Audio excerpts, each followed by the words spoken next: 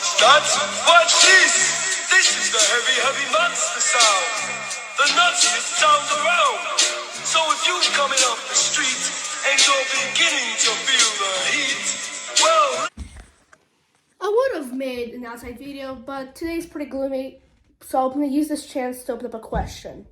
And this is a question I've been having for a pretty long time, which is, would you rather be guys using this Canon camera or an iPhone?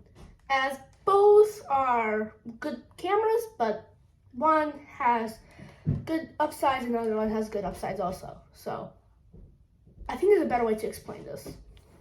There's really two big things to test right now, and that's audio quality and image quality.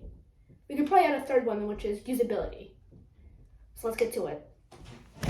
To do the image quality test, I'm going to shoot a couple different videos on both cameras and see which one's better. So let's go.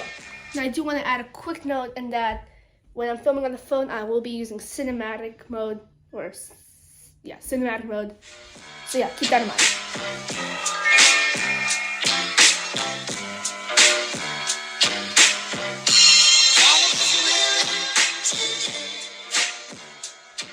So when analyzing these two different clips that I made with two different cameras, I am starting to notice that the iPhone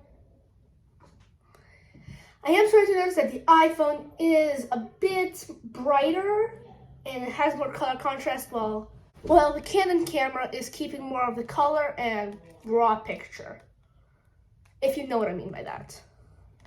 So currently I'm on the iPhone, but I want to see how the Canon camera does in iPhone on the audio quality test. So when doing the audio test, I am kind of noticing that the iPhone does sound better. Well, that's actually the main reason I'm using it right now for this video recording. But if you will let me explain, I'll show you the Canon camera setup. I filmed without it, but usually, if you guys see my videos, I would attach something like this gaming mic in here. And so when I'm filming, it looks something around like this. So this is not practical setup. So there's room for improvement in the Canon camera setup. But for this purposes, I'm going to do what I'm doing right now.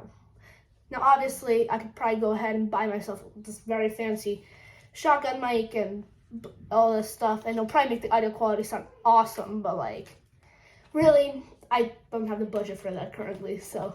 So next up on the test, I'm going to do the productivity and also kind of usability test.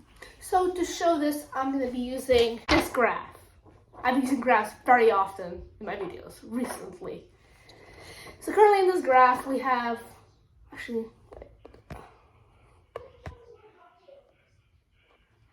skill needed versus quality. So currently the Canon has the most quality, but it also has the most skill needed to work. Well, we have the iPhone, which is pretty close in quality, but needs way less skill. Now, this gap is a gap.